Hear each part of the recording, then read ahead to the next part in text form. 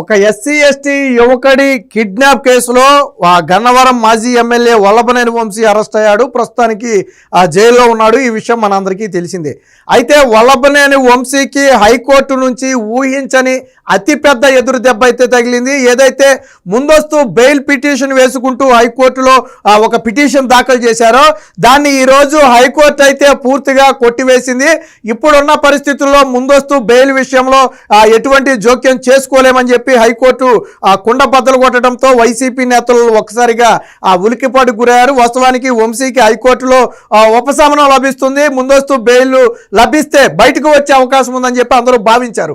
But high court మాత్రం ఇప్పుడున్నటువంటి పరిస్థితుల్లో ముందస్తు బెయిల్ ఇచ్చేందుకు నిరాకరించింది. ఒకవేళ కావాలి అనుకుంటే ఎస్సీ ఎస్టీ కోర్టులోకి వెళ్ళి మీరు మాట్లాడుకోవాలి, అక్కడ మీరు బెయిల్ పిటిషన్కు అప్లై చేసుకోండి తప్ప హైకోర్టు నుంచి మాత్రం మేము ఎటువంటి ఉపశమనం కల్పించలేమని చెప్పి హైకోర్టు తేల్చి చెప్పింది. ఎందుకంటే వల్లభనేని వంశీ మీద పెట్టింది ఎస్సీ ఎస్టీ అట్రాసిటీ యాక్ట్ కింద కేసులు పెట్టడం జరిగింది.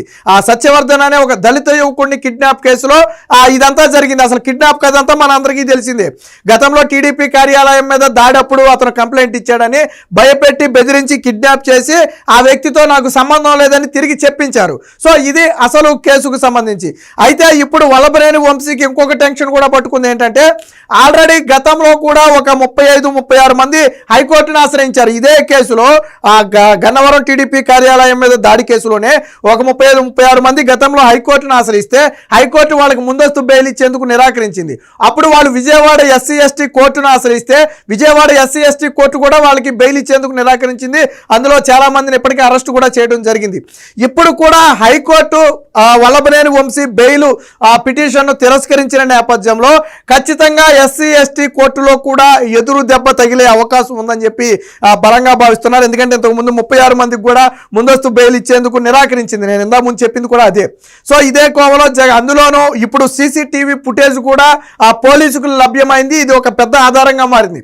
వాస్తవానికి వంశీ చెప్పేది ఏంటి, నాకు ఆ కిడ్నాప్తో సంబంధం లేదు, నా అనుచరులు ఎవరు కిడ్నాప్ చేయలేదు అనేది వంశీ చెప్పిన మాట.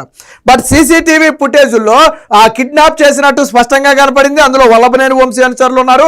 పైగా వల్లభనేని వంశీ ఇంటికి తీసుకెళ్ళినట్టు కూడా సీసీటీవీ ఫుటేజ్లో రికార్డ్ అయిన నేపథ్యంలో సో ఈ కిడ్నాప్ కేసులో బలంగా వల్లభనేని వంశీ మెడకైతే చుట్టుకోవడం జరిగింది. పోలీసులు పక్కా ఆధారాలతోటి అన్ని సాక్ష్యాధారాలతోటి ఈ కేసునైతే నమోదు చేయడం జరిగింది. సో ఇప్పుడు ఇది పరిశీలించిన తర్వాతే హైకోర్టు ముందస్తు బెయిల్ ఇచ్చేందుకు కూడా తిరస్కరించింది. ఇదే సాక్ష్యాలను ఇప్పుడు ఎస్సీ ఎస్టీ కోర్టులో కూడా పోలీసులు ప్రవేశపెడతారు. అంటే కిడ్నాప్కు సంబంధించి స్పష్టమైన ఆధారాలు ఉన్న నేపథ్యంలో వల్లభనేని వంశీకి ఇప్పటికిప్పుడు ఉపశమనం లభించకపోవచ్చు, ముందస్తు బెయిల్ కూడా ఇవ్వకపోవచ్చు. ఒకవేళ ముందస్తు బెయిల్ ఇస్తే కేసు మీద ప్రభావం చూపొచ్చు, లేదా ఆ వ్యక్తి తప్పించుకునే ప్రమాదం కూడా ఉంది, సాక్షులను ప్రభావితం చేసే అవకాశం ఉంది. కాబట్టి ఎట్టి పరిస్థితుల్లో పోలీసులు అయితే బలంగా వాదిస్తారు ఎట్టి పరిస్థితుల్లో బెయిల్ ఇవ్వద్దని. ఇప్పుడు హైకోర్టులో తగిలిన ఎదురు దెబ్బ అనేది ఒక రకంగా వల్లభనేని వంశీకి మింగుడు పడిన అంశంగా మారింది. దీంతో పాటు ఇప్పుడు వల్లభనేని వంశీకి మరొక చిక్కు వచ్చి పడింది.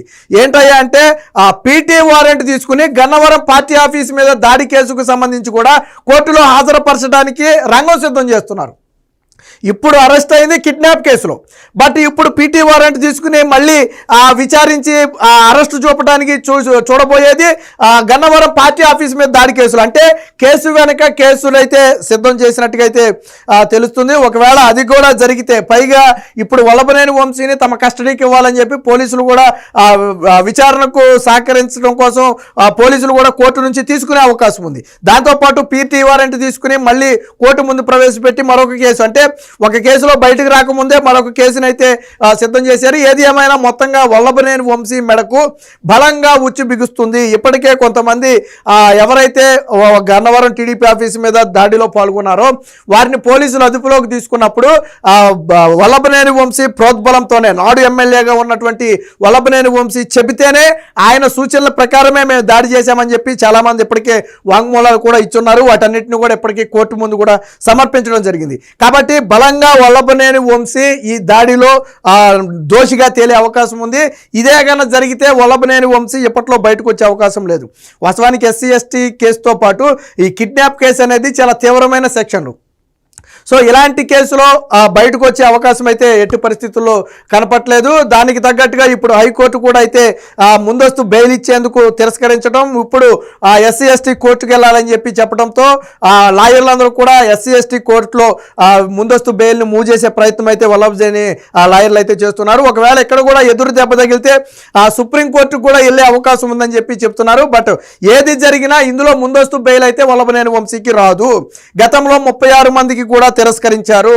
ఎందుకనంటే తీవ్రమైనటువంటి నేరారోపణలు, తీవ్రమైనటువంటి సెక్షన్లు, నాన్ బెయిలబుల్ సెక్షన్లు ఇందులో ఇన్క్లూడ్ అయి ఉన్నాయి.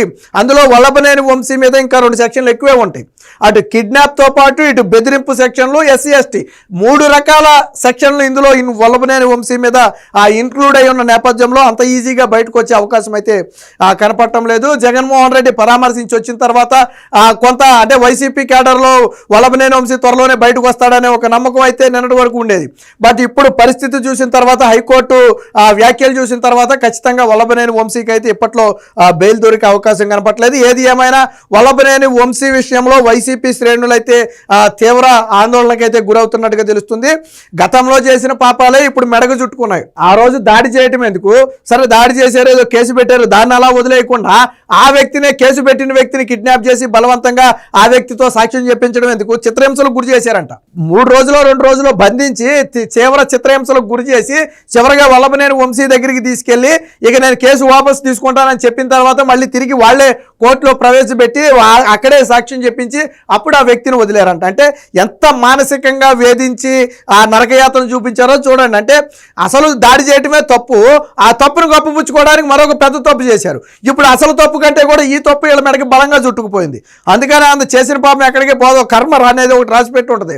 అప్పట్లో విచ్చలవిడిగా ఎగిరిపడ్డారు, ఈ రోజు వెళ్ళిపోయి జైల్లో కూర్చున్నారు. ఏది ఏమైనా మొత్తంగా వల్లభనేని వంశీకి అయితే హైకోర్టులో కొద్దిసేపటి క్రితం అతిపెద్ద ఎదురు దెబ్బ అయితే తగిలింది.